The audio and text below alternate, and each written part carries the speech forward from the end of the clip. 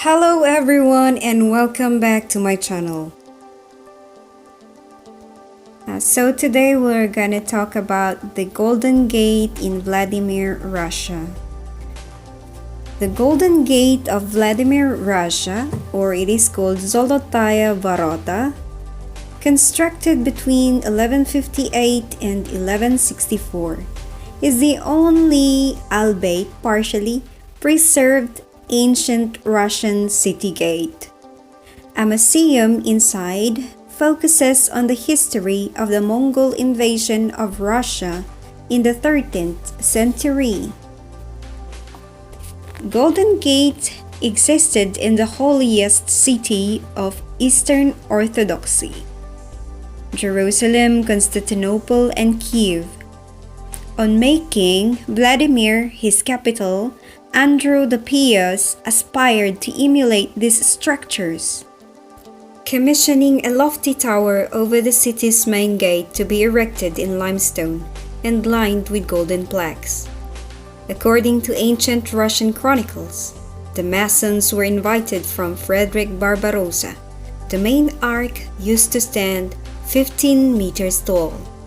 The structures was topped with a Barbican church, dedicated to the deposition of the Virgin's robe and symbolizing the Theotokos protection of Andrew's capital. The gate survived the Mongol destruction of Vladimir in 1237. By the late 18th century, however, the structure had so deteriorated that Catherine the Great was afraid to pass through the arch for fear of its tumbling down. In 1779, she ordered detailed measurements and drawings of the monument to be executed. In 1795, after many discussions, the vaults and Barbican church were demolished. Two flanking round towers were constructed in order to reinforce the structure, and the artisans then reconstructed the Barbican, following the drawings made in 1779. Information taken from Tourism Portal of the Vladimir region, Russia. The Golden Gate is the rarest monument of Russian military defense architecture of the 12th century. The uniqueness of the building is that only the Vladimir Golden Gate has survived to their days, albeit with great restructuring. Although in the Middle Ages there were similar gates in Kiev, Jerusalem, and Constantinople. Golden Gate opened Vladimir from the west. From the outside, through them there was a road inside the city, and its direction has practically not changed in 800 years. That was amazing. Grand Duke Andrei Bogolyovsky, declaring Vladimir the capital of the rich Rostov, Suzdal Principality, began to strengthen his capital city. He encircled it with ramparts, 9 meters high, 24 meters wide, and 22 meters wide. 5 entrance gates were built in the fortress ring. In the west, the Golden Gate. In the east, the Silver Gate. In the south, the Volga Gate. In the north, the Copper Gate. And the Orinus Gate. Until now, only the Golden Gate has escaped, serving as a grand entrance to the richest princely part of the city. The oak gates, which are not present at the moment, were bound with sheets of gilded copper, brightly shining in the sun, so the gates were called golden. The time for laying the Golden Gate was 1158. The construction was completed in 1164.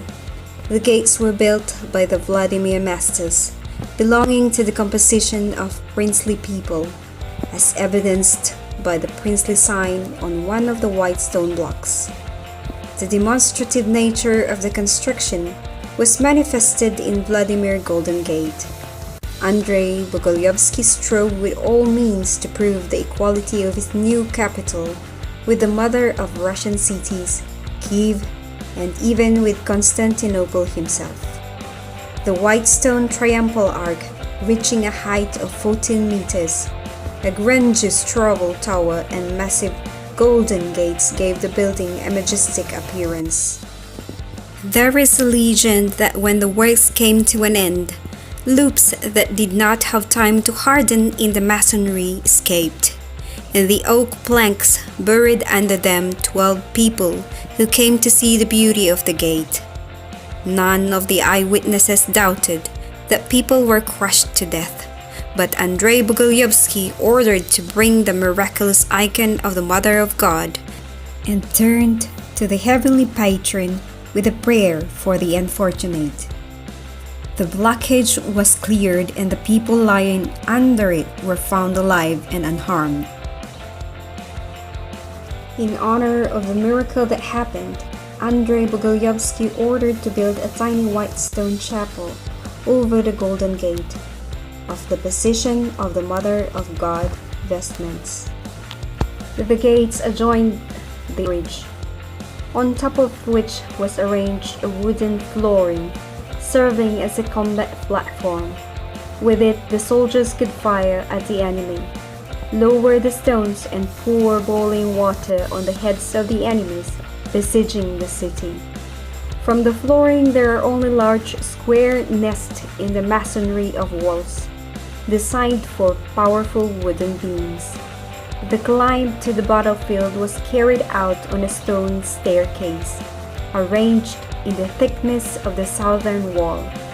On the jumps of the staircase, there are inscriptions scratched on the stone and images of crosses from the 12th to 13th centuries. In the menacing days of the siege of Vladimir by the troops of Khan Bati in 1238, the breakthrough of the main city was impossible, and the enemies carried out a breach of the city wall to the south of the gate with the help of wall-breaking machines. After that, the city was taken and subjected to looting and arson. The gilded plates from the gate disappeared irrevocably.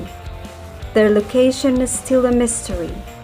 Today, this event, the storming of Vladimir on February 7, 1238, is reconstructed in detail by a large diorama located in the walls of the gate church, accompanied by a light musical effect and a voice of the announcer.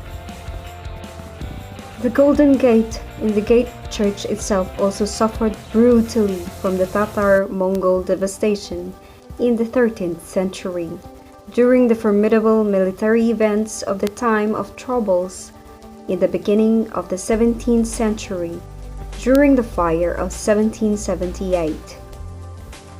In connection with the repeated forces arrangement today, only foundation is preserved from the ancient building of 1164.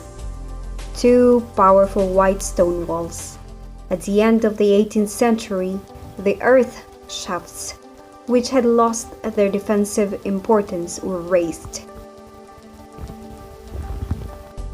This gate is thick of history. I hope you like this video, so please like and comment down below for more improvements of the video.